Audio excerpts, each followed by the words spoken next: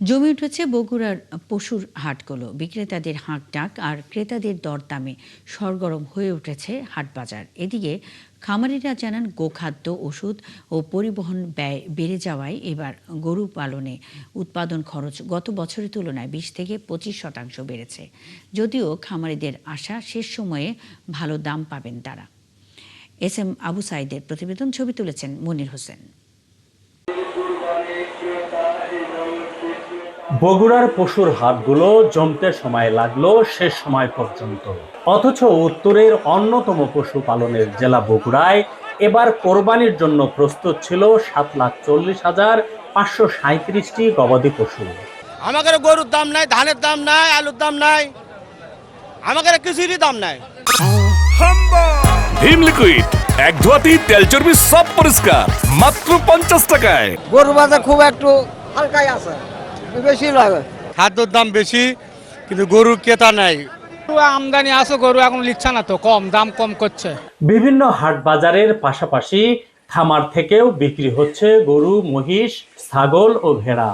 তবে খাদ্য ও পরিচর্যা ব্যয় বেড়ে যাওয়ায় বাড়তি খরচ গুনতে হচ্ছে খামারিদের। বর্তমানে তো আপনার বিদ্যুতের দাম বেশি, খাবারের দামও বেশি, লোকবল চালানো, এগুলো সব মিলিয়ে আসলে আমাদের কস্টিংটাও বেশি।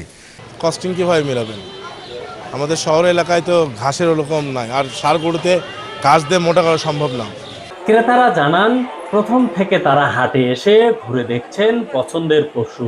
কেউ দরদাম করেন, আবার অনেকে সরাসরি খামারে গিয়ে কেনেন কোরবানির পশু, যে কারণে শহরের হাটগুলো জমতে দেরি হয়। ভালোই দেখতেছি গরুর আমদানি, তবে গত বছরের তুলনায় মহাস্থানাটা এই বছর একটু গরুর আমদানি কম। বাজার আছে মোটামুটি, তো ভালোই দেখা যাচ্ছে, দাম তো চাই প্রচুর। জেলার প্রাণী সম্পদ বিভাগের কর্মকর্তারা জানান বগুড়ায় দিন দিন বাড়ে খামারির সংখ্যা। এবার ক্রেতাদের খামার থেকে পশু কেনার প্রবণতা বেশি ছিল, যে কারণে শুরুতে হাটে ভিড় হয়নি।